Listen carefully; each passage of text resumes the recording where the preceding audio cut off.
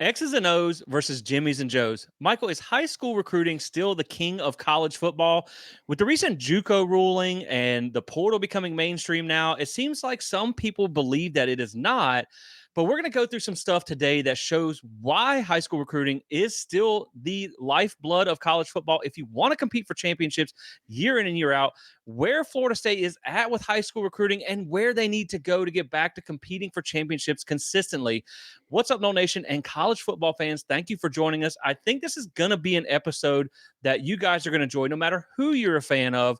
But of course, because we cover Florida State, we're going to tie it back to the Seminoles in kind of a forensic accountant type of, we do this kind of nerd out stuff every Yeah. now and then on the show. And really, guys, to be honest, we are somewhere between conference realignment and the portal session and spring practice. There is nothing going on with football, so we have done some digging to find something to bring you about football talk. So I think you guys are going to enjoy this one. Also, Michael, could Florida State have the best offense in the country in 2025? I don't know, but we got some thoughts on that as well, based on some recent comments by an FSU player here. Got some baseball talk as this is the last non-conference weekend of the season. And then Florida State may just have a new basketball coach is the word on the street. So we went from having nothing to a jam-packed episode for you guys. So again, thanks for joining us. But before we jump into that, Michael, how are you, my friend? Oh, I'm good, Jesse. Good to be here. Yeah, I mean, we're gonna do a little bit of forensic accounting, maybe a little bit of CSI crime scene on Yeah. FSU's, recruiting efforts. But this will be good if you're a college football fan or you're a Florida State fan and you're just jonesing like we are for content around Florida State football. This is going to be the episode for you. Yeah, definitely. Because there's going to be a lot of national talk when you talk about the teams that make the playoffs and all this type of stuff and where they're at in recruiting. But of course, like we said, we're going to tie it back to Florida State and make it relevant to there. And so before we get into that, first, I want to bring you a quick word from a new sponsor that we have. Actually, they're an old sponsor, but we are glad to be kind of rekindling the relationship there, and that is with Roback. Now, Roback has some top quality merchandise here. I have a hoodie from Roback. It is my go-to hoodie. They have recently released some new Florida State stuff. They got a polo with Doak on it. They have some Florida State hoodies that you may or may not have seen Jameis wear as well. So top quality stuff. Make sure you check them out and save 20% on your first order with code SPEAR. So thank you for supporting those that support us. Now, Michael, let's jump into this. Where this conversation started was you sent me something that you saw on Twitter or X, whichever you call it, the other day that was put out by On3 about the amount of 5 stars that have been signed in the CFP era.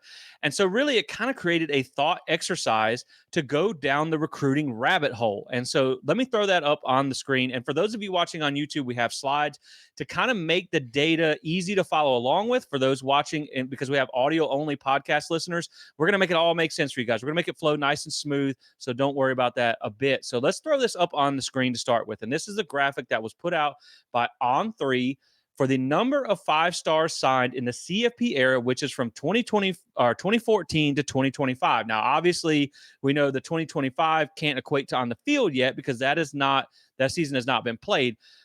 But I think there are some very interesting takeaways when you look at this graphic, especially when you start to read down the list of names. So, of course, number one with the most 5 star sign is Alabama with 55. That is just a ridiculous number. Georgia comes in at number two with 49. Ohio State, number three with 33.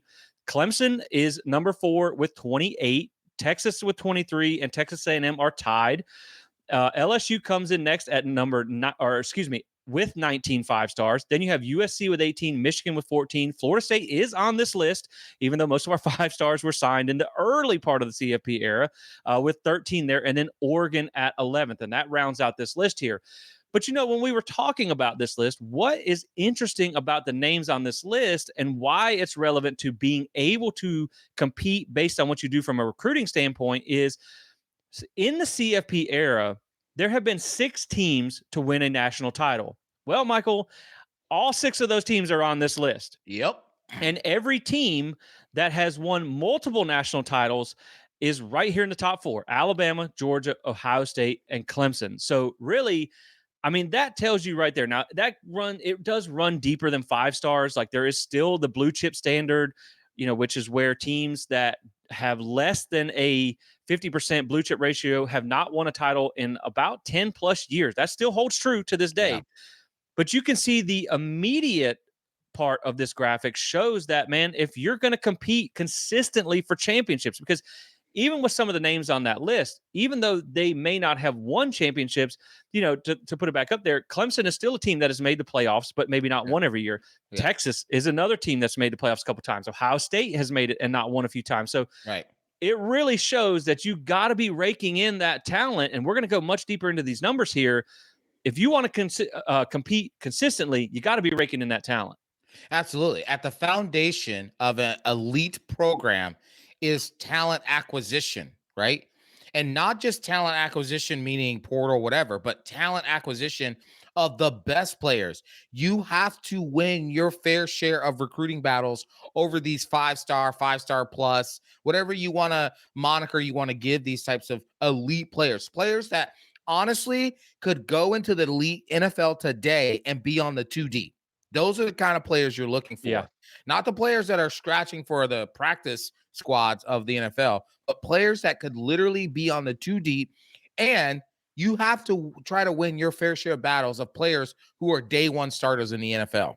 Yeah. And typically, when you look at a 5-star, that's guys they feel like are going to be starters, first round draft picks, and things like Right. that. Now, it's fair to say, and I know some of you are probably thinking right now, like, well, duh, the most talented teams win. Well, yeah, we get that part too. So that's the obvious part of this conversation. But it doesn't always mean you're going to be successful when you rake in talent, a la Texas A&M or Miami of recent Right. over the past 20 years. They've had plenty of talent and really done nothing with it. So it That's right. doesn't necessarily mean that. But we're going to have that conversation later here. We've also had the conversation of, can portal built teams be these contenders? And we've seen some get close, and we're going to talk Mhm. about that later with Florida State. But still, high school recruiting built teams are still the standard. And I think the other important aspect here is that, yes, there is a little bit of maybe over reliance on 5 stars and the ratings, the star ratings and the recruiting rankings and all that type of stuff, because honestly, not every 5-star is guaranteed to be elite, Right. and non-5 stars certainly can be. I mean, if you want an example from Florida State, look at Jared Verse, a Yep. 0-star who came in and was a first-round NFL draft pick, played like a 5-star, and then went on to win the Defensive Rookie of the Year in the NFL, versus Marvin Jones Jr., who's a 5-star that we just brought in, who was terrible, frankly. I mean, I hate to say it because his father's a legend at Florida State, but it's the truth of the matter. Right. We've also seen guys like DeMaury Tate, not the That's not right. the trash on a kid, but was a 5-star recruit, and you got absolutely nothing from him. And so those are things that definitely have to be addressed as well. And now Florida State is the reason that we also wanted to talk about this, was that recruiting has been one of the kind of hot button issues for Florida State throughout Mike Norvell's tenure. They had some tough beginnings, right? And I give them Right. credit. I give them some grace for that. I think is a better word there. I give them grace for that. But even when they had success, the 10-win season, the 13-win season, now then, of course, we know they had a good class for 25 that really fell apart, and they did a good Right. job of picking up the pieces late, but they have not been able to capitalize on that success yet. They have yet to sign a top 10 class under Mike Norvell at Florida State. And so we're going to talk, when we bring this home to Florida State, more about that as well. But so let's paint the picture of where you need to be more than just signing 5-stars, because, there's a lot of really good 4-stars out there Right. too. So the next slide that we're going to throw up here is looking at CFP era national champions from 2014 to 2024, because we have their on-field results to look at. Now, when you go year by year, the way I have this broken down here is the year for the team that won the national championship, the team that won the national championship, and their 4-year average high school class rank over their, basically the way I did this was leading up to the point where you won the national championship. How did you build your roster to get there?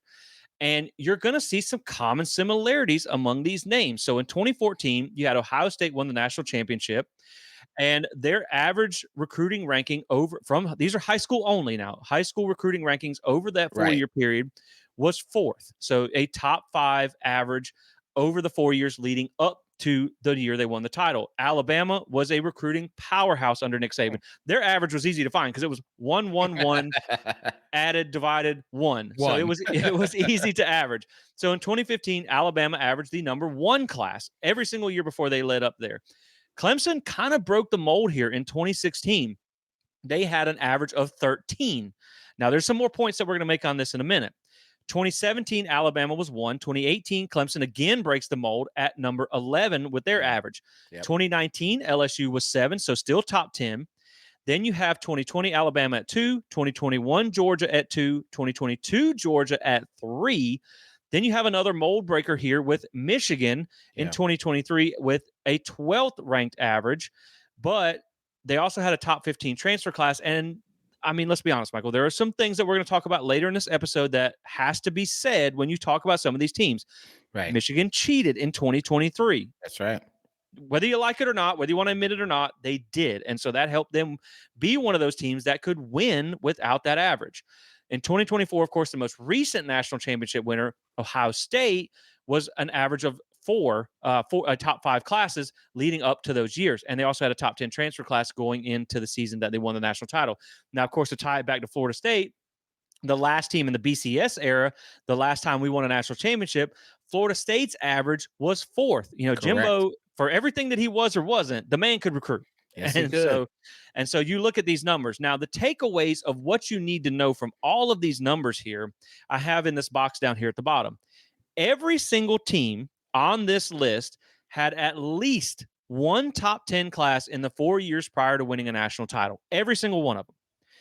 Only 3 out of 11 teams had more than one class ranked out of the top 10, outside of the top 10 in that 4-year period. So what that tells you is all of these teams were signing top 10 classes more often than they were not. And only 2 teams, Clemson and Michigan, won with an average ranking outside of the top 10. And so what I think is interesting, you know, when you look at these numbers, is it tells you where you need to be. It tells you that you need to sign a top 10 class pretty much within a 4-year period of when you're going to make a national title run. It also tells you that you need to be signing top 10 classes more often than not. Now, the portal is obviously something that has to be factored into this era. We know Florida State was one of the teams that could have broke the mold as being one of the first portal-built teams to win a national championship. Of course, Jordan Travis got hurt. They got screwed, and it never happened. But that shows you where Florida State needs to be. So when you tie it back to FSU and you look at coming into the 2025 season, Florida State's last 4 classes are 20, 20, 12, and 19. You are not where you need to be. And so, again, when you look at the teams that consistently compete, that's where they're landing, and that's where Florida State needs to be. So, you know, give me some thoughts on this, Michael. I mean, you can see that obviously when you talk about these teams, you need to be somewhere in that top 5 to top 10 recruiting average, building your roster up to your run. Now, of course, you know, when you talk about the Clemsons and the Michigans, there's some things there like Clemson did benefit in 2018 from Florida State being down that year. So they really didn't have a big domino standing in their way. They did nail a couple quarterbacks with Deshaun Watson there and Trevor Lawrence. And then, of course, Michigan had a great defense, played a kind of soft schedule for most of the season, and they also had Connor Stallions on staff. So those are some things that really helped them. But more often than not, man, you got to be nailing those top 10 classes. That's right. Listen, at the end of the day, the formula is simple. It's the same formula that has been around since the advent of college football. The most well-resourced team is going to have the best shot to win a national championship. What do I mean by resources? At the very foundation of those resources has to be getting the elites of the elites talents. Now, you can't get all of them unless you're Jimbo Fisher with unlimited money and do nothing with them. But typically, you can't get all of them. Even Alabama in its heyday with Nick Saban wasn't winning every single elite 5-star recruit battles. But you got to win your fair share of them. You got to get those elite things. At the next level of resourcing is evaluation, because you can go and sign all those 5-star recruits, but if you don't evaluate well, and more than half of them end up being busts, right, a la Marvin Jones Jr., right, and you don't have backups for that, you're in a whole lot of trouble. So you have to be able to win your fair share of elite recruiting battles, and you have to be able to evaluate very well. And you look at all of those previous national champions, what did they have, Jesse? They had their fair share of 5-star recruiting battle wins, and they were able to evaluate well the right kinds of 5-star players they were going after, the right kinds of 4-star player, even the diamond in the rough 3-star player that maybe no one caught on, and they end up turning into superstars at their schools. So those three things, winning your fair share of elite battle, uh, and recruiting or evaluating those recruits really well. Those are the two foundational pieces that you see consistent in those champions becoming champions. Yeah, and I think you could even add a third bullet point there too. You have to be able to develop them to be where they want to be. Absolutely. Which most of the time, a 5-star, you just kind of got to stay out of their way because they're going to be pretty good. And I think the reason this is important is because when like sometimes you'll see a guy decommit and Right. people will be like, well, he didn't want to be at Florida State anyway. I want guys that want to be here. Give me a 3-star with heart over the 5-star don't matter anyway. It does. It It does. does. The data tells you that it does. And so, I mean, that's why that we're kind of looking at this right now. And that's why, recruiting progress is one of the big things we want to see from the staff coming into this year. And we're going to talk about that a little bit later. But let's use a more recent example here as well. And just to tie back to one thing that you had told me before the show that I think is very interesting is, when you bring in these high school recruits, it is still from the high school ranks. That's That's what's right. dominating the success trail. Because I think when you bring in a 5-star, and let's just say, you have a Marvin Jones Jr., where there were some red flags that were raised when he Right. came from his time at Georgia to when he came to Florida State. I think when you build from the high school ranks and you're developing these players, you can get a feel for who's going to be a dude for you and who's not. Like That's you're going to right. say, oh, man, just don't know if this guy's going to work out. And so you can plan accordingly to either not put him on the field, recruit over him. But if you're building your team out of the portal primarily, your margin for error is so much Yep. more slim. Yep. Because if that portal player that you brought in to be a plug and play day one starter fails on you, turns out to do what Marvin Jones did, Right. then who's going to back him up? Absolutely. Absolutely. I mean, you have to be able to look and say, okay, we've got to recruit the best of the best as we can, right? And then we're going to have to go to the next level. I mean, building a roster is like building an organization, Jesse. Yep. You have your like your awesome leaders, your managers, your people managers, but above that you need your visionary. You need the people to be able to create the products, create the thing you're going to sell, think 10, 15 years out. Then you need your people who can manage the workflow and the execution of that vision. Then you need your people who can do the execution of the vision, right? Well, the same thing is with building a football roster. You need your all-stars. You need the ones who are going to be just kind of making the big plays. Then you need your role players, the players that are just going to do what they do really well. They're going to be consistent and they're going to show up. Then you need development. You need those players who are coming behind them. And in this era of college football, if you go out and get that 5-star and he's a bust and you don't have somebody behind them that's coming up, you're in trouble, which is why the transfer portal has become such a huge part of this. That now your foundation is high school recruiting. Right. It has to be. The transfer portal is where, as you said, you're plugging in holes. You're creating good depth behind what you're building up development. The transfer portal, honestly, so far, what we've seen, the transfer portal can't lead the way.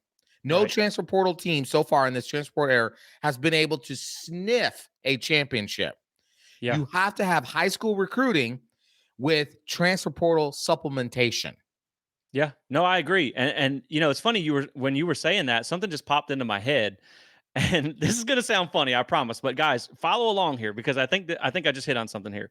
So I think the greatest example of this right now is really to relate to a childhood nursery rhyme, and that is the Three Little Pigs. Okay. So if you think about it, the three houses were built out of straw, sticks, and bricks, right? Mm, And say the national championship is the big bad wolf. Well, when he comes knocking and you've built your program out of straw, which is the transfer portal, transfers only, that you have a house, but it can get blown over quick, that's right? right. I like it. Where the house of sticks is maybe you've recruited pretty well, but you've also added in some transfer portal heavy pieces that, yeah, okay, it's going to be better than the straw house, but it's not going to be the house made of bricks, which is your Georgias, your Alabamas, your Ohio States that have recruited at that top 5, top 10 That's level right.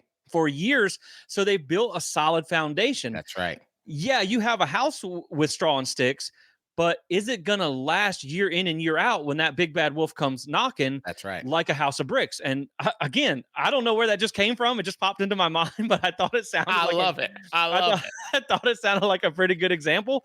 So I think that's where you're at. And really I think in the early point, Florida State had kind of built a house of straw. And That's right. now then we saw there for the 2023 season, you've had the house of sticks. Yeah. But when things happened in 2024, you didn't have that brick foundation to support you. And so That's when you right. missed on those transfers, you didn't have enough pieces, enough bricks in the foundation That's to right. back that up and make sure your house didn't collapse. And boy, did it ever Whoa, collapse. it collapsed quickly. Right. And so I think that's why it's great to use the portal. And we're going to talk about that more in a second, but you have to build your foundation, like you said, out of bricks. That's So right. let's talk about a more recent example, and that is the 12-team playoff that happened last year. Now, I have the teams listed out one by one here on this slide here. And so we're going to start with looking at a couple of different data points here. And I'm not going to bore you guys with a ton of numbers here, but we have the team name. We have your 4-year high school average ranking, which we talked about before. You have your 2-year transfer classes leading up to when you made your run, because, the portal is a big factor. And some of these, you get 2 years out of these guys, right? And so then you also have your strength of schedule, because that is another big aspect that I'm going to talk about here in just a second. And then your overall talent ranking. And so realistically, you can see some of these teams here that look like they belong. They look like they built their house out of bricks. You have a Georgia here. 4-year high school average, third. Your 2-year transfer ranks, 56th and 14th. Now, Georgia doesn't need the portal, but you can see with that 14th ranked class, they have actually started to accent their roster with a little bit of portal players, like you were Yeah. talking about before. Their strength of schedule was first, according to ESPN. The second number that I have here is your strength of schedule after week 14, because you're going to get a strength of schedule bump for going through the playoffs. So this kind of shows you your road to get into the playoffs. It was still top 10. So this is the second most talented roster in the country. Now, of course, they had a backup quarterback in the playoff, but they have a house of bricks. You could say the same thing for Notre Dame. High school averages 8.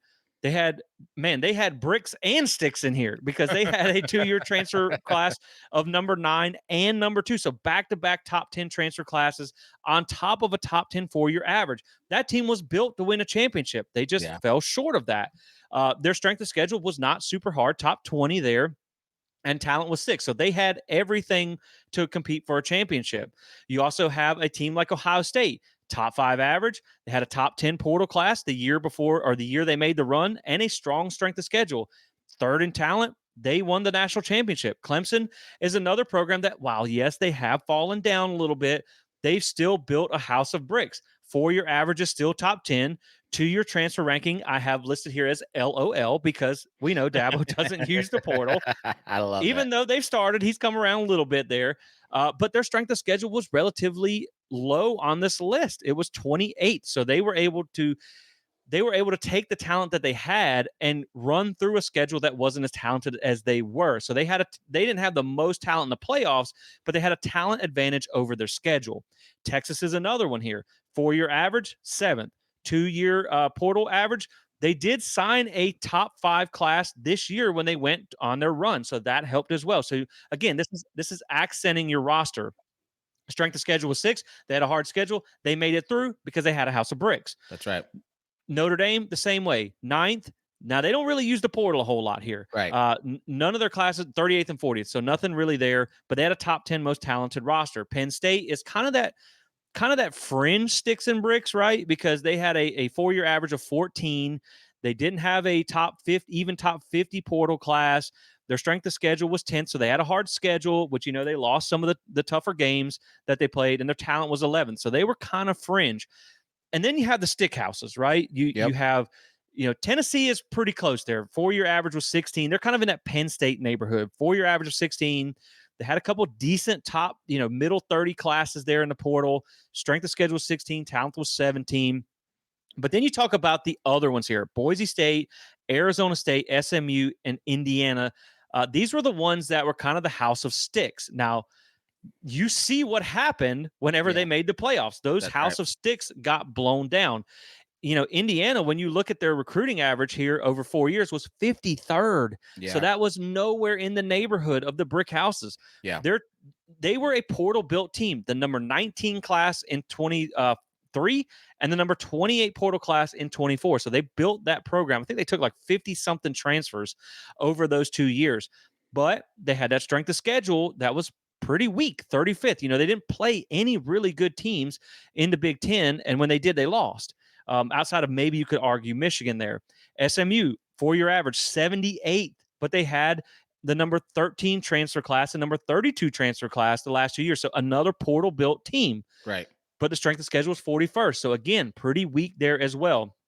Boise State, they're a G5 program that got in on the AQ bid. So you Right. don't expect them to be running with the big Right. dogs. 65 average, not really great in the portal there, but they had the easiest path to get there by playing G5 teams. Now, I will say shout out to Kenny Dillingham because Oh, Kenny. I tried to poke holes all in every single one of these teams. 4 year average was only 63rd. They did add through the portal here with the 17th and 30th ranked class 2 years before they made their run.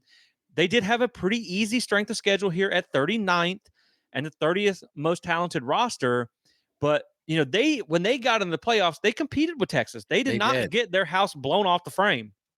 But in everything that I just said, Michael, the main takeaway here is the team with the higher ranked high school recruiting average won every single game in the playoffs Mm. and the national title, with the exception of Georgia, who had to use a backup Right. quarterback in the playoffs. So, maybe if they had Carson Beck starting for them, maybe they don't lose that game. Right. Right. But that's the big takeaway, man. You look at all these numbers that we just had up on the screen, and I don't want to read every one of them because that would get drone on. But all these numbers, it's almost like, man, I think I may have found a sports betting thing here for next year, right?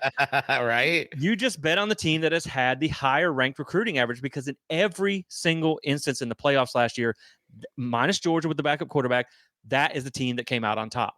Right. Well, and here's the thing. It's not like there aren't upsets in college football. Of course, there are upsets, but the data shows the computer simulation. If you were to put this data into the computer simulation and have those numbers compete against each other of how many times who would win, inevitably the computer simulation is going to favor the higher ranked program, the more resourced program. You saw that Yep. in college football playoff. You saw that the higher ranked high school recruiting pool had a better chance at winning. Why? Because you're playing with more talented players. Now, don't get us wrong. Coaching matters. Yep. Evaluation matters. Development matters. NIL matters. Facilities matter. All those things matter, but they don't matter more than having the kinds of players that can compete on the field and win you championships. You got to have coaches to coach them. You got to have money to pay them. You got to have facilities to help them develop, right? All those things. But you got to get them first. It's very important. The transfer portal matters in this case.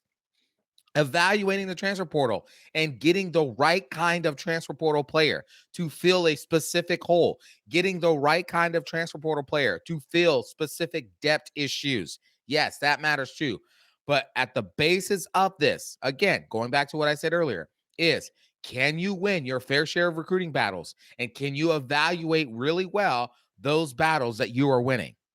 Oh, yeah, exactly. And I think a great example to tie it back to Florida State is like you look at Adam Fuller and this defense. When they had a defense full of NFL draft picks, they were Right. able to produce top 20 defenses. Exactly. And they weren't bad when they didn't have the talent.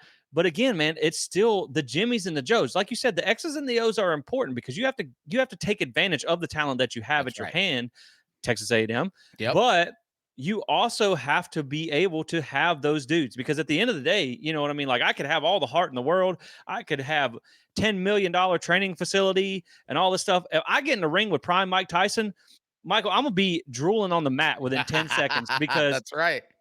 I don't know if Jimmy or Joe is the good one, but either way, I'm the Jimmy and he's the Joe. And that's That's just right. that's the way it works. And so Well, Well, and to steal a line from our favorite former Florida State football coach, the helmet don't make the player makes the helmet, you know? Exactly. Right. Exactly. And I think to tie it back to Florida State too is really like Florida State should be recruiting at that top 10 level because you have a geographical advantage to start with by being in one of the most talent rich state in the Yeah, country in Florida, and you have a logo that carries weight. Now we'll that's right. talk more about Florida State here in just a second. But a couple of the takeaways to wrap up that part of the show that I want to talk about here is when I combed through all this data and I saw all these things, what were my main points of takeaway here? And I think that goes back to the first thing that Michael said. No, takeaway number one is talent doesn't always equal That's right. success. You can have all the talent in the world. Oregon has all the talent in the world, still never won a national championship That's ever. right. That's right. You can have Texas A&M, for example, all the money, all the talent, not all the wins. And I That's right. think that's a Miami too. That's a big thing there. I think when you see the recruiting, the way these teams are built, talking about building your house out of bricks, not sticks or straw, high school recruiting is the bricks. That's It right. point blank period. You're the portal can be some thick sticks, Yeah. right? Oh But yeah. but they're Oh but yeah. they're still not the bricks. And I do think you could see a shift in the future with the portal becoming more prevalent, more quality pieces going to That's right. other teams from these teams that have recruited at a high level. So that may factor out. But right now, high school is still king. That's right. And but like you said, man, the portal is still a factor, right? Yep. Indiana, Arizona State, SMU all had significantly higher ranked portal classes than high school classes in the 2 years prior to their run, which gave a boost to their talent ranking. And they probably do not make that run if it wasn't for the portal. Florida State Preach. does not make their run without the portal. It Preach. just doesn't happen. Yeah. But again, you have a thinner margin of error if things go bad. Right. Whereas you see, Texas, Oregon, Ohio State, they all had a top 10 transfer class the year of their run. Even UGA, like we mentioned, had that top 15 class. So even the big boys are starting to use that portal more often. I mean, the portal, if anything tells you how much of a factor the portal can be, like you said, at not building your roster, but plugging holes and getting key players at key positions. 6 of the 12 teams in the playoffs last year had a transfer quarterback starting in the Mm, playoffs. mm. 3 of the final 4 teams had a quarterback that was a transfer, and both of the quarterbacks in the championship game were transfers. That's right. The portal's a factor. We can no longer deny this. It just, you have to build based on high school recruiting. I think one of the other takeaways here is the comments that I made about strength of schedule, Yeah. because to me that is kind of your path around the first two factors, right? That's like putting a fence up to where the big bad wolf can never even get close to your house, right? Because you look at, again, the teams that didn't look like they belonged: Indiana, Arizona State, Boise State, SMU, they all had a pretty weak strength of schedule rating when you look compared to the other teams that did look like they belonged. Now Clemson's wasn't great, but they kind of skated in last moment on the automatic qualifier bid.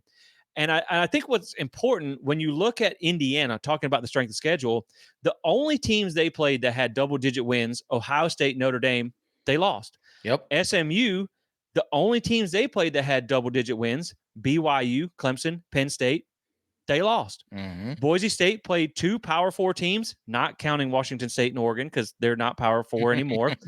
They lost. Mm-hmm. And so you either need to build your house of bricks or you need to have a strength of schedule Right. that allows you to get by without it. But it's like we've always talked about, man, when with Florida State's recruiting struggles. Sure, you can sneak up and win the ACC, Right. but those juggernauts are still waiting for you in That's the right. playoffs. That's right. And that's why we saw SMU get blown out. That's why we saw Indiana get blown out in the playoffs. Boise State the same way. Another takeaway for me here was these X factor power players. That's a big part of Yes. changing the outcome of a team, right? Without Genty, Boise State's not making them playoffs. Nope. Without a fact. Scatterboo, without him, Arizona Right. State probably not making the playoffs. Correct. Most of you saw Will Howard's combine tape. Jeremiah Smith probably just made that man look a lot better.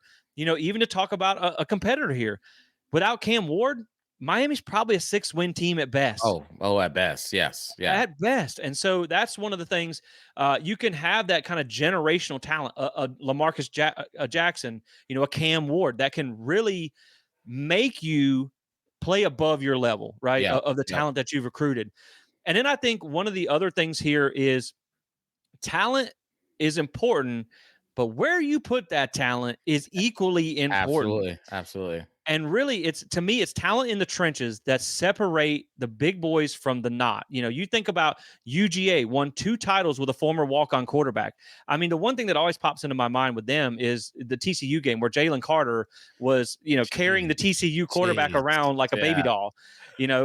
That's where they got exposed. Yeah. Michigan with JJ McCarthy, not a great quarterback. I think you were telling me what 140 yards in the national 140 title game. yards.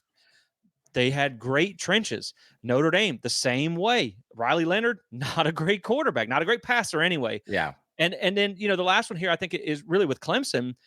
One of the reasons that we've seen them stay as a top tier program, even though they've not had the success that they've had in the past, is because they consistently have one of the top 2 offensive and defensive line units in the ACC. Right. So, you might see a Sam Hartman at Wake Forest, or some of these guys that maybe they're a better quarterback than what Clemson has, but they're getting owned in the trenches. Right. And Right. so that's why they can consistently be one of the best teams in the ACC. I mean, you think about when Florida State in 2023, that D line was nasty. Nasty. Oof. That's one of the reasons they were so good.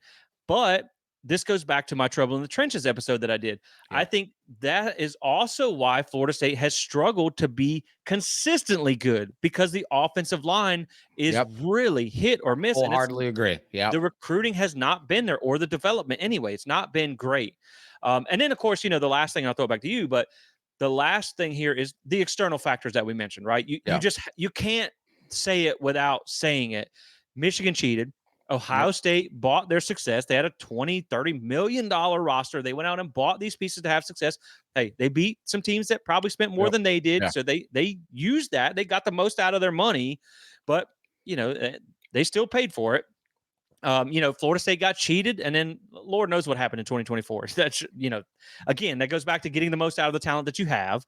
And of course, Bama had a loaded roster, but they lost the greatest coach of all time. And so Yeah. they had a reset the year. So that's really my main takeaways of looking at all this data, man. You have got to have a couple of key factors. Like if you want to step back and look at your team and ask, are we going to be a championship contender in 2025? How have you recruited over the last 4 years? What have you done in the portal? And what is your strength of schedule looking like? And then how confident are you in your coaching staff to get the most out of the talent that you have? And if you can't green light at least 4 out of those 5 questions, you're probably not looking at making a playoff run. Right. Yeah. And I hate to compare ours to Scum U. Ugh. But I'm gonna use it because remember when Butch Davis was leading Miami? They were getting every single 5-star player under the earth. They had a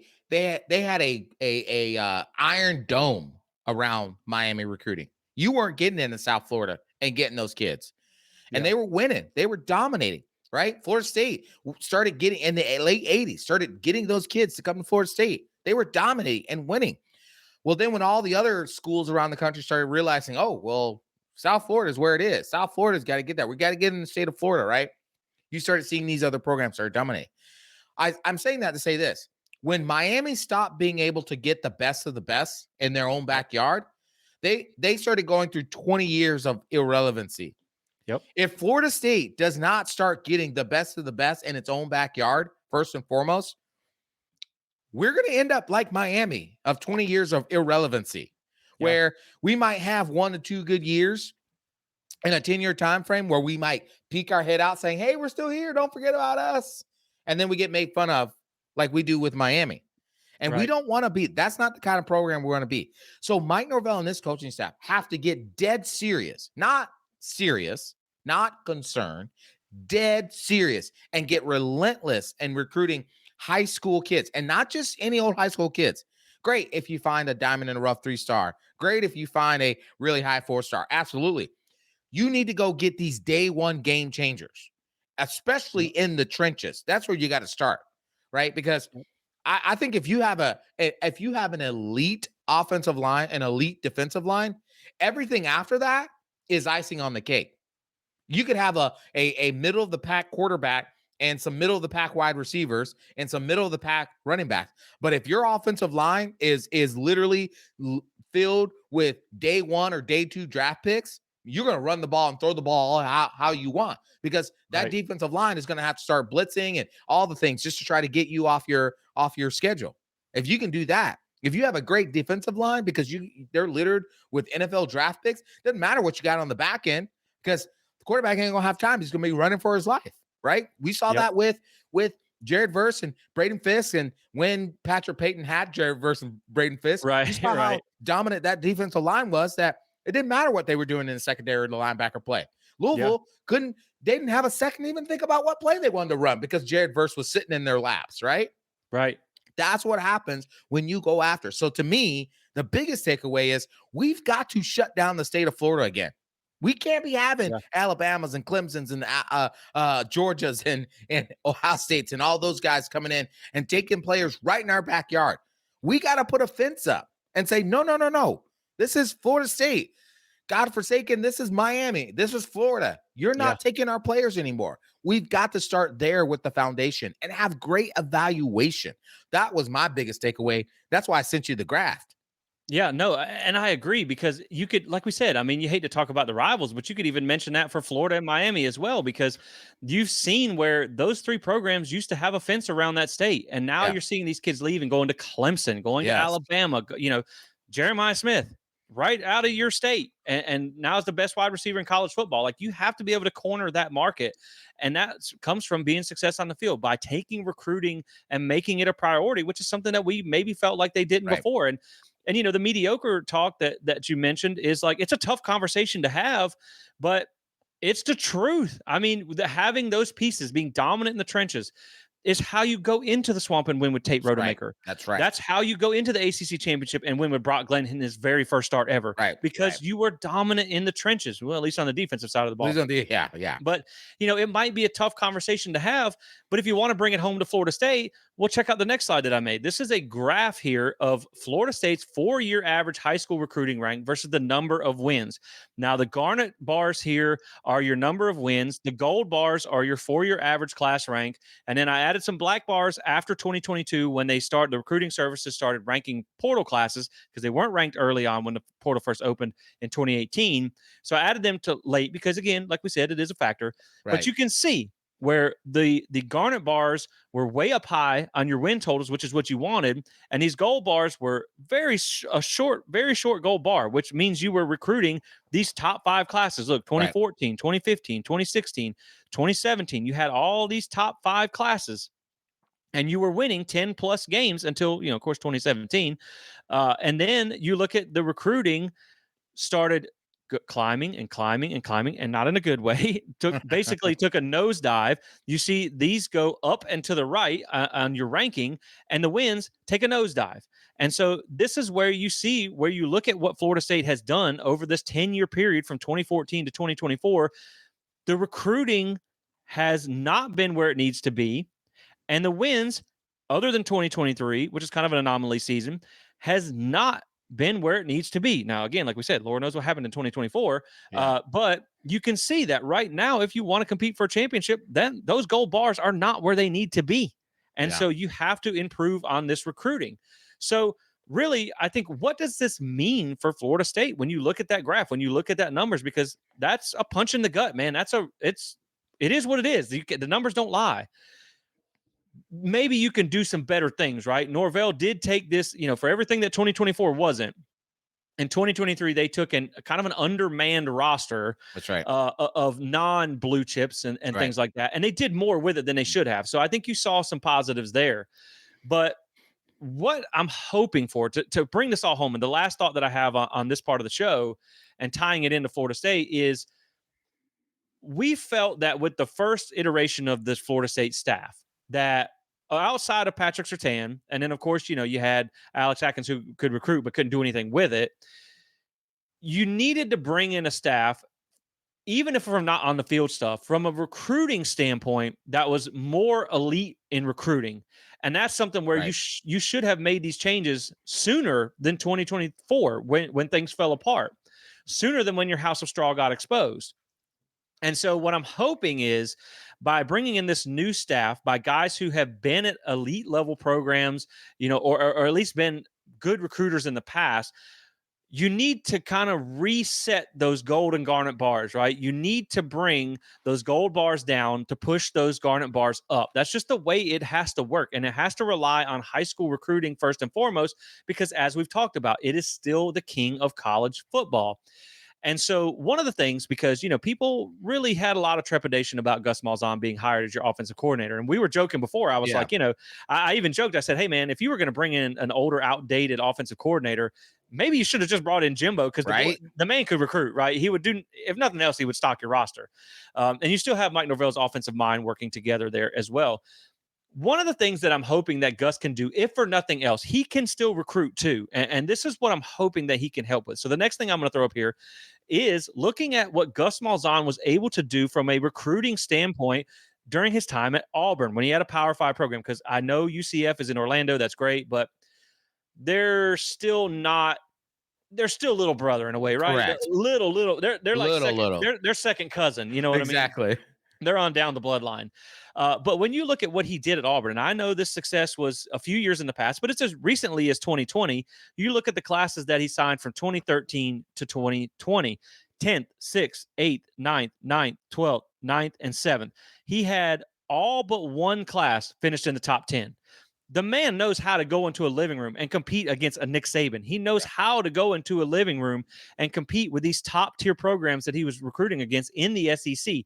Even when you have the conversation at UCF, UCF was recruiting the best it had in a decade under Gus Malzahn while he was there.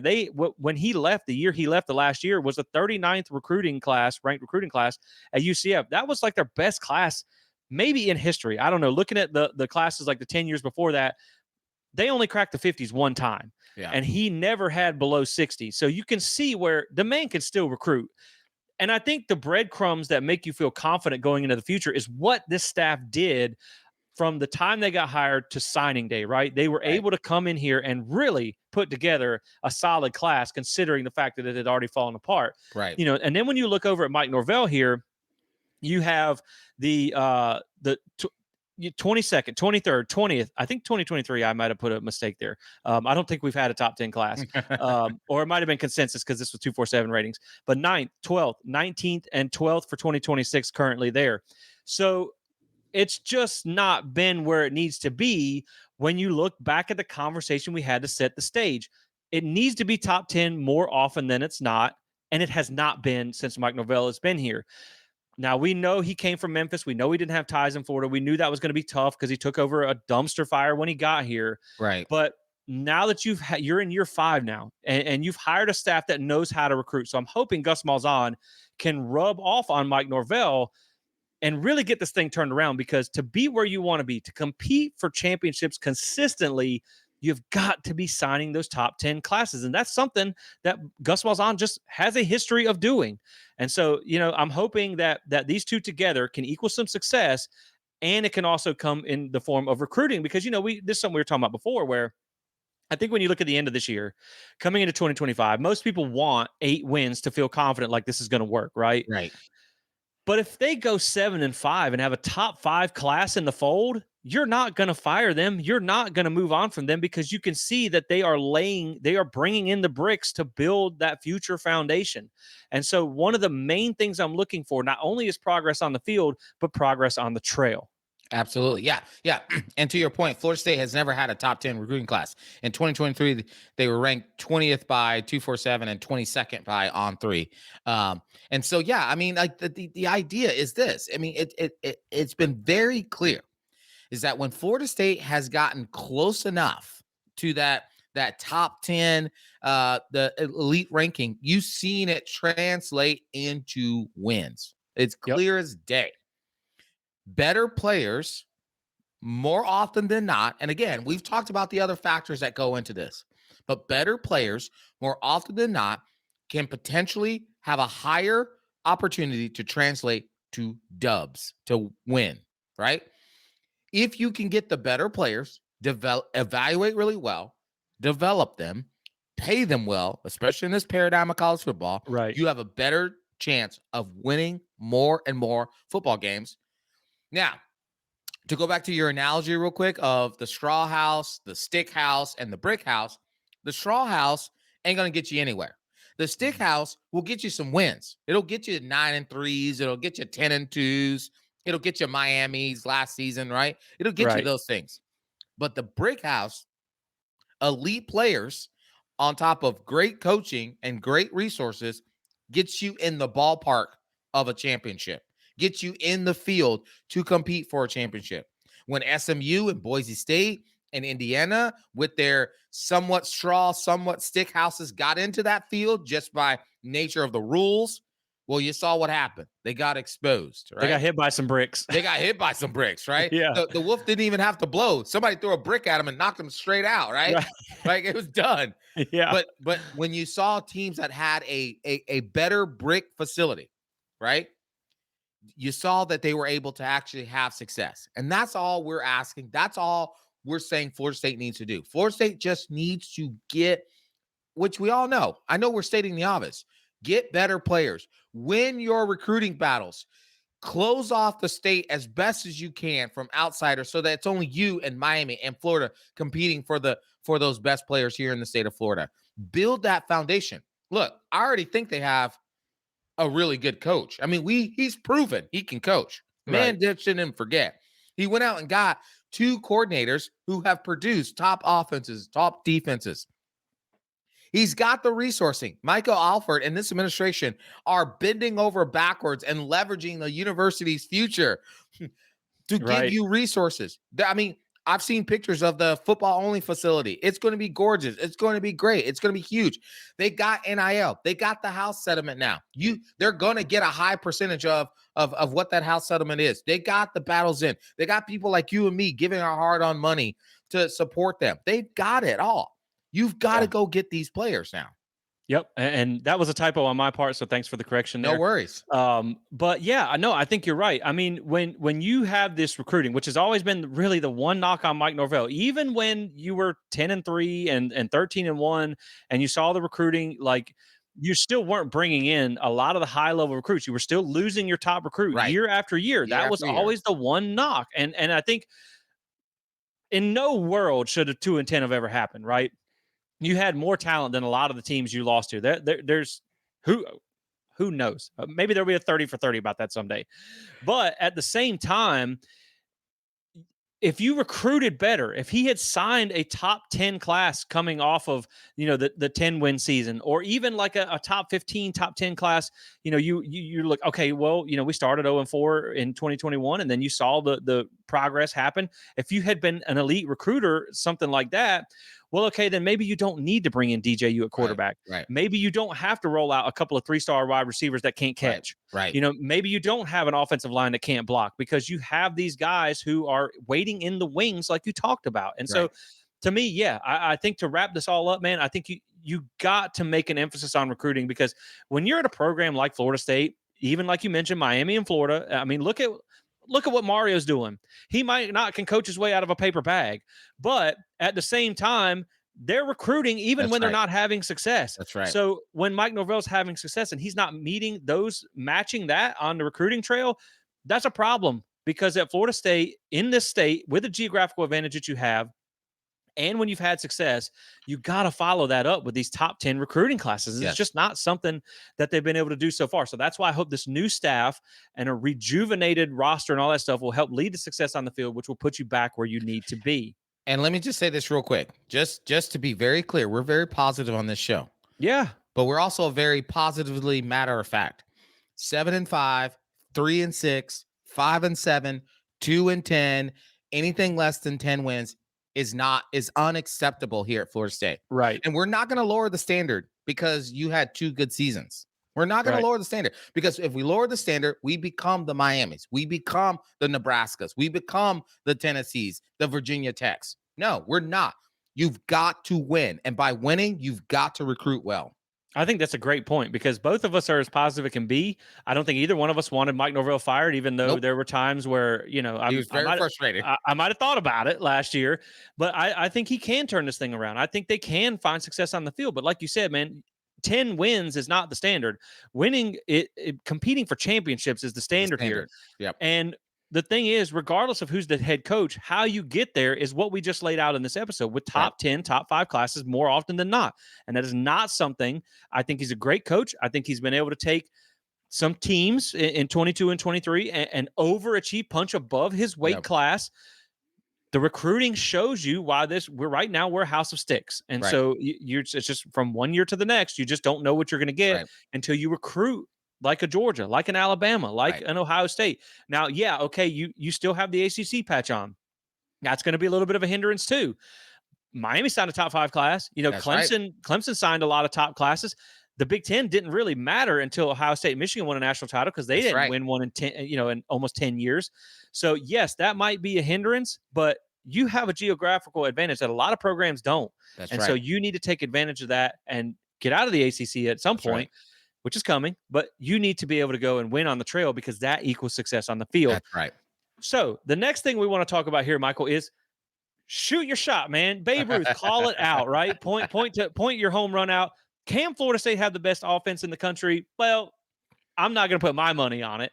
But the reason I say this is Gunnar Hansen, transfer offensive tackle from Vanderbilt, recently made a comment, and I'm going to let you provide further context on it because you saw the whole transcript and I just saw the clip where he said basically, in a sense, that they're working with Gus Malzahn. They're preaching every day that they're going to strive to do their best to be the best offense in the country next season.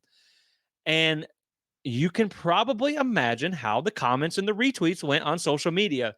My guy got absolutely flamed for saying that. Now, for me, I don't take an opposition with it. I think it's perfectly okay, right?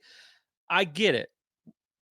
It's one of those situations where it's like read the room after 2024. You literally had the 131st ranked offense at 15.4 points per game. And to be first, you got to get over 40 points a game. You got a long way. You want to talk about climb? That's a big old climb. So you got to get yourself there. But man, the reason I don't take offense to this, and I think it's unlikely they probably have the best offense in college football. I mean, you still have to play Bama and Clemson this year, who have great defenses, but you also get Kent State and East Texas A&M, so you might need to put 100 up on them to be able to do it.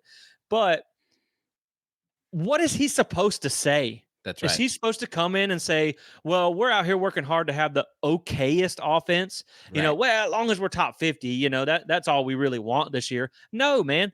This is the kind of attitude that I want coming into this program. This is the kind of guys that I want to lead this team. Florida State lacked leadership last year. They lacked having these alpha dogs who were confident in themselves. And so to me, I'm okay with having this type of mentality. Man, you just got to back it up on the field because I might be a prove it with your play type of guy, but this team needs that dog mentality. They need that, like, I don't care what happened last year. And for Gunnar Hansen personally, he was not part of this offense last year. So why does he care what they did or didn't do last year? The offensive coordinator that he's talking about wasn't calling the plays last year. That's The right. quarterback that he's protecting wasn't throwing the ball last year. That's right. 4 of the 5 offensive line starters, they weren't part of this offense last year. So they don't care what happened last year. So I like the fact that he's confident in himself, he's confident in his coaches, and he's confident in his teammates because frankly, man, at this level, I don't need scared. I need confidence. Look at Jared Verse. That's right. That man will look you in your eyes and tell you, I'm about to whip your butt. And Mhm. so, you just think like at Vanderbilt, I'm sure nobody told him that they were going to go beat Alabama. And they did. So for me, man, I just thought this was a fun segment to talk about because, when you finish 131st in total or in scoring offense last year, and then you talk about having the best offense in college football. Holy cow. You better strap up because the comments are coming for you. But I love the new attitude, man. Yeah, I love this mentality.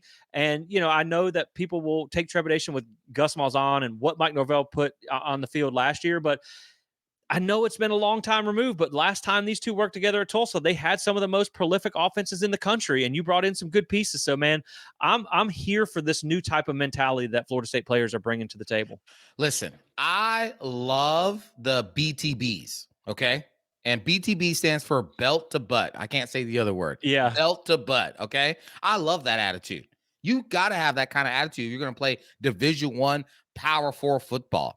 Now, this isn't to say that you need to come in thinking you're world beaters. Let's be real. This offense was second to last in the country, okay? Yeah. But like you said, Jesse, they weren't here. most of these guys weren't a part of this. And so, like you said, is he supposed to come in and be like, actually, we're just hoping to get better than second to last in the country? If we're like eighth to last in the country, that'll be great. That'll be great improvement. No. And also, let's just give the man a little bit of benefit of the doubt and actually read the entire quote. That's what always bothers me is people Yep. take sound bites and they put it out there and then they want to trash the guy. The guy said this, and I quote, Coach Malzahn preaches every day we're going to be the best offense in college football, Hanson said. And just breaking stuff up every day. We're going to be the best at it, just going scheme by scheme, detail by detail. So we're going to be the best offense in college football this year. That's the mission. Okay. Now, could he have said maybe we're going to try? That might have been better. Sure. Right. But the object is, hey, every day we're coming out to practice. Coach Malzahn is feeding confidence in us. He's telling us we're going to be the best offense in the country this year.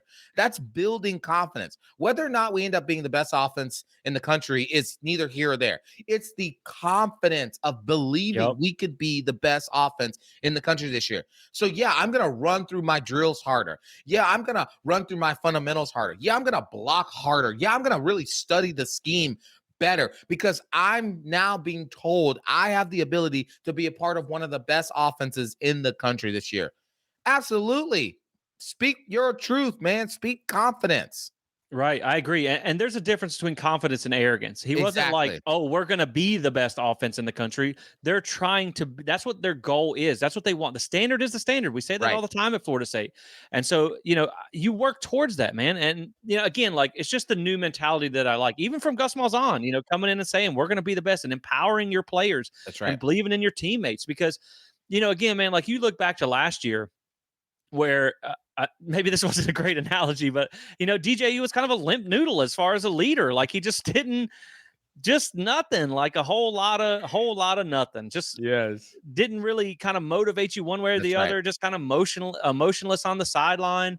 You didn't have guys that had confidence. They didn't respond well to adversity. Look, you're bringing in guys here with a Gunnar Hansen who has went toe to toe and beat Alabama. Right. You're talking about Micah Pettis, an offensive lineman who That's right. beat Georgia. That's right. You're talking about a Squirrel White who also, came in here and beat Alabama. You got guys who have been on the biggest stages and beat these teams. They know what they're capable of. They know what it takes to get there.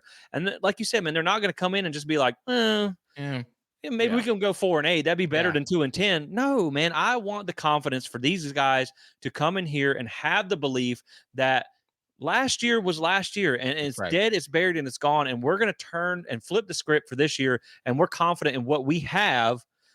James Williams said something about the talent that they have That's here right. versus Nebraska. No disrespect to Nebraska, but he was confident in that. That's right. And so, man, I love it. That's what I want. I want dudes on this roster who aren't scared to call their shot. That's what right. I want. That's right. And so the last thing here to round out this episode, we do have a little bit of other sport news to talk about. We spent a lot of time talking about football. Of course, again, we kind of had to dig up some topics to talk about with football. But there are other sports going on right now that we need to touch on for a few quick minutes here. And first off, we'll start with baseball. Last non-conference weekend series anyway, because you do have a series against Florida. It's just stretched out in a midweek thing there. But last one against Lipscomb, right? Lipscomb. Yep. So Lipscomb. weird name, not a great team. They're 4-8. But Florida State, man, they had 5 games this week, and I'm going to give them the benefit of the doubt. But they've had some injuries. They've been replacing some guys with some young guys. Been playing some young players in the lineup there.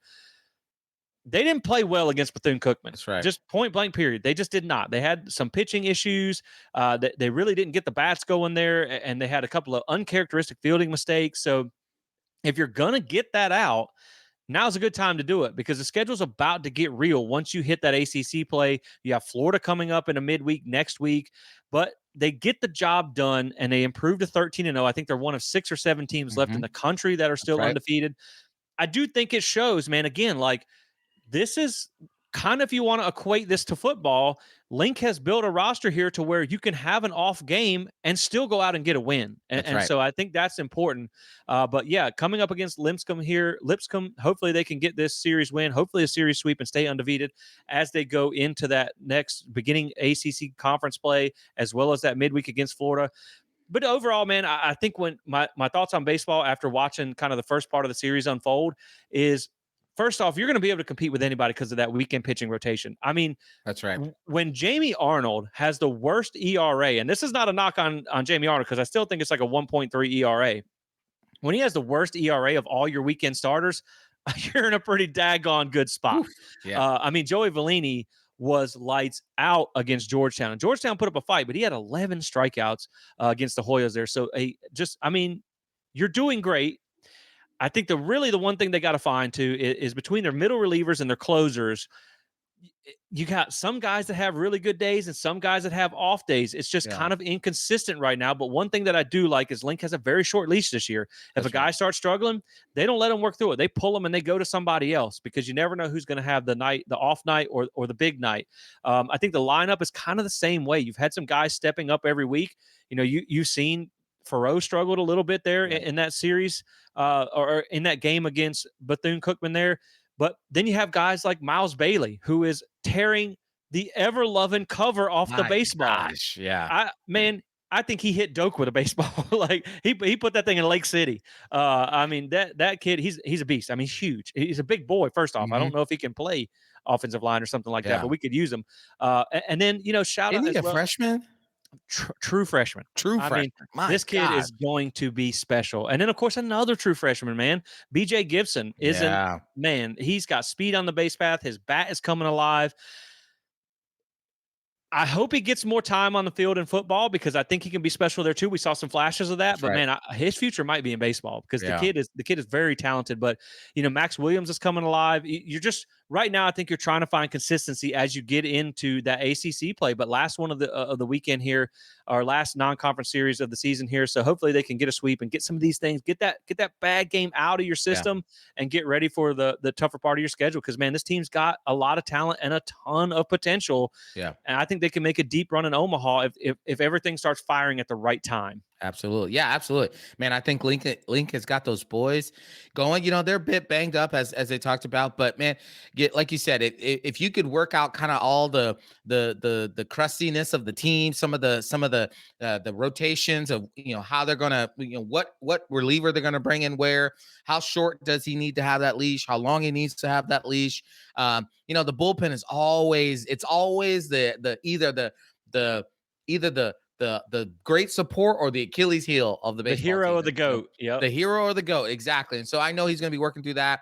I also heard a little bit of scuttlebutt that potentially Cam Leiter might return at some point, maybe potentially Maybe, yeah. at the somewhere towards the end of the season. So that could also be a boost if that ever ends up happening. But I'm sure they won't count on that as well. And so we'll really get to see a true makeup of who Florida State baseball is as we go into ACC play. Now we're going to get to really see how well this roster is gelling and how well that talent's going to come across.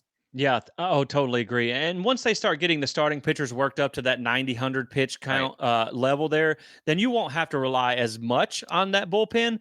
But you do sometimes worry, that you're going to lose a lead in the That's process of right. figuring things out. But now, if they get Cam Leiter back, this pitching staff is going to be almost unhittable. I mean, it's going to be legitimate. So excited to see what they do this weekend there against Lipscomb. And then obviously, again, that big one next week against That's right. Florida, that midweek battle there before they start ACC play. Now, the last thing we're going to talk about here, I'm just going to drop the headline and I'm going to kick it to you because you know a heck of a lot more about basketball to me. But obviously, we know Florida State is going to be moving on from Leonard Hamilton this year. This actually popped up right before we jumped on, so this That's wasn't right. even originally going to be part of the show. So, kind of breaking news here, what it's looking like now. Florida State has struggled here down the stretch. Obviously, they lost at UVA. They got hammered by Duke. You were hoping they could go out on top. This kind of showing why we're making a change here, That's right. obviously. But we've had some names that we've been looking at. Sam Cassell, of course, FSU great there, as well as Luke Laux. These are the two names that have been at the top of the list. Sam Cassell has really been the name that's been rumored, but now it is being reported by some major outlets that while negotiations are still going on, Luke Laux is going to be the guy. Currently an assistant with the Sacramento Kings, I believe, was spotted in Michael Alford's That's suite right. there at one of the basketball games. And unless he was coming to tell Leonard, congratulations on a great career, That's that right. might have been an informal interview. So it sounds like he's going to be the guy, man. And I think it's exciting because he's young. He can relate to some players. Now, he hasn't been a college coach, so we don't know how the recruiting front is going to go. Right. But I think you can bring some NBA prowess here. You can bring the young relatability. I think he's only in his 30s. You Yeah. can bring that young relatability here, and you're going to have to build a staff around him. And, like we were talking about before the show, I'm going to let you get into this, but you're going to ask a guy to come into a football school in a basketball conference and, Right. kind of work magic. So, Right. you're going to get into some of the resources and stuff there, but sounds like Luke Laux is going to be the hire for FSU basketball after Leonard Hamilton steps down after the season. Yeah, I mean, first of all, shout out to Leonard Hamilton, 23 Right. years, incredible career, and just a high integrity man. Thank you for what you've done for Florida State basketball. Even he would admit the last couple years is not up to the standard that he would have had for Florida State, and so it's imperative that they get this hire right, because that's Right. just to tag it a little bit to football. We've seen with this ACC settlement that the Success Initiative is going to be also partially dependent upon the success of the basketball team on the basketball court. So it's Right. going to be important for Florida State to get this right. If I'm Mike Norvell, I'm going to Michael Alford and being like, "Are you sure? Because we need help, right?" Yeah. And so, like you said, there, Luke Laux is projected to be the next coach at Florida State. Now, some of the talk out there is that they're looking at a salary around 2 million to a little bit somewhere around there. You told me Leonard Hamilton was making 2.5 million, so it makes sense that Luke Laux might make just a little bit less than Leonard Hamilton. The issue I find is that right now they're looking at a assistant salary pool of about $1.5 million. And Luke Laux, because he has no head coaching experience in college, because he has no recruiting experience, well, he has no head coaching experience, period. He has no head coaching experience in college. He has no recruiting experience in college. He's going to have to go out and find some really good experienced assistants, especially ones with recruiting prowess to be able to get into those top high school players to come and try to convince them to play for Florida State, or as well as getting into the transfer portal and evaluating that. More so than college football or any other sport, college basketball has benefited greatly by the transfer portal. You look at the last two national champions, which were won by one school, University of UConn. They had transfer portal players dominate their roster in order to win. And so Florida State can actually turn their program on a dime, literally like that overnight, if they can go out and get the right kinds of assistants who have the right kind of connections. They also, some of the other scuttlebutt out there is that the NIL figure, this is not with the Battle's End or the Rising Spear, but it's supposed to be somewhere with the House Summit around 1.3 million. That's going to potentially go towards men's basketball, which in this day of college basketball, that is not a lot. That is not a lot. It's just not. You're not going to be able to attract the best players, whether high school or the transfer portal. So I'm curious to see how Luke Laux is going to try to work through that. If they have a great fundraising strategy with the Rising Spear or the Battle's End, whichever entity partners with men's basketball there. But that's the details that are kind of out there right now. Again, negotiations are still ongoing, but it's looking like Luke Laux is going to be the next head coach at Florida State. Yeah, I think what those numbers tell you is that you can tell we're a football school and a basketball conference. Like, the majority of the resources are going to go to the football program. But like you said, man, I mean, the Success Initiative and the Brand Initiative are partially tied to men's basketball. So you want it to be good. I mean, look how empty the Tucker Center is game after game. So you need someone to create excitement within the program, to where if those numbers don't match up, you can get guys who are going to want to, or your donors, whoever they are, to really kind of make up that gap in NIL. And so I do like that it is a former Seminole. I mean, I think that you're going to have someone who cares about this program, who is emotionally invested in this program. I mean, is going to want to see them succeed at all costs, and can maybe speak to those donors from a level of care and familiarity with the program. But that seems to be the name. So, I mean, I was excited about either one, Cassell or Luke Laux, but looks like Laux is going to be the guy. So it's going to be a new era for FSU basketball after 23 years. Like we said, I mean, shout out to Leonard Hamilton for really keeping this program 9 out of 90% of the years respectable as a Right. football, a Right. basketball program at a football school in a basketball conference. Right. So, he's done a great job, but it's time for a new era, and it looks like Luke Dox is going to be the guy. So that's going to be it for today's era for this episode. We're going to end it here. We appreciate you guys watching. Hopefully you enjoyed nerding out on this recruiting talk with us. Like we said, we went from I think I texted Michael Thursday night. I said, man, I got nothing to talk about tomorrow. There is nothing to talk about, to filling over an hour. But, that's just what we do. Hopefully you guys enjoyed this. Drop a like and subscribe if you like this content. We are pushing towards 2,000 subscribers. We are just, I think, about 50, a little over 50 away. So that would be great if we could hit that there. Rate and review on the podcast helps us reach other Nole fans. Make sure you check out Roback and the gear that they offer. Save 20% with Code Spear. Thank you guys for watching. We will catch you on the next one. As always, go Noles. Go Noles, baby.